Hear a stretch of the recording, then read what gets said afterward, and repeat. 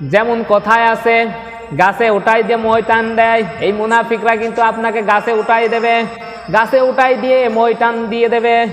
এই মুনাফিকরাই কিন্তু হুজুরদের পিছনে বেশি লাগে, এই মুনাফিকরাই কিন্তু হুজুরদের পিছনে বেশি লাগে। আপনার সাথে মিশবে, সুন্দর ব্যবহার করবে, সুন্দর কথা বলবে, কিন্তু আপনার বিপক্ষেই কিন্তু এরা বেশি বেশি দুর্নাম রটাবে, আপনার বিপক্ষে এরা চলবে, আপনি ধরতে পারবেন না। এই মুনাফিকরা ইসলামের সব চাইতে কিন্তু বেশি ক্ষতি করেছে এই মুনাফিকরা।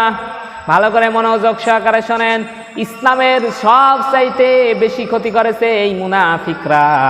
দেখেন মুনাফিক কিভাবে চিনবেন? মুনাফিক মুখে এক কথা বলে, অন্তরে আর এক কাজ করে। মুনাফিক কিভাবে চিনবেন? মুনাফিকরা কোন দেশে থাকে? মুনাফিকরা, আপনি যদি খ্রিস্টান চিনতে চান, খ্রিস্টান দেখতে চান, তাহলে আপনি আমেরিকায় চলে যাবেন। আপনি যদি ইহুদি দেখতে চান, তাহলে ইসরায়েলে চলে যাবেন। আপনি যদি মুনাফিক দেখতে চান, তাহলে আপনার অন্য কোনো দেশে যাওয়া লাগবে না, আপনি এই বাংলাদেশেই দেখতে পারবেন।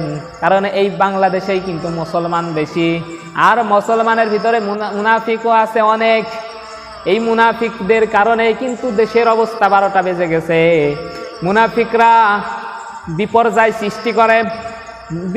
সৃষ্টি করে, এমনভাবে ফিতনা ফাসাদ সৃষ্টি করে, আপনার ভিতরে এমনভাবে ঝামেলা লাগাইয়ে দেবে। ওই মুনাফিক সর্দাররা, কিছু নেতা আছে, ওই রকম মুনাফিকরা, ওই নেতাই কিন্তু তার সঙ্গবাঙ্গ তার শিষ্যদের দিয়ে আপনার উপর আঘাত আনবে। আপনার আঘাত আনার পরে আপনি যখন ওই নেতার কাছে, ওই মুনাফিকের কাছে বিচার নিয়ে যাবেন, তখন কিন্তু ওই মুনাফিক নেতা আপনার কাছ থেকে কিছু হাদিয়া তৌফা নিয়ে একটা মন গড়া বিচার কিন্তু করে দেবে।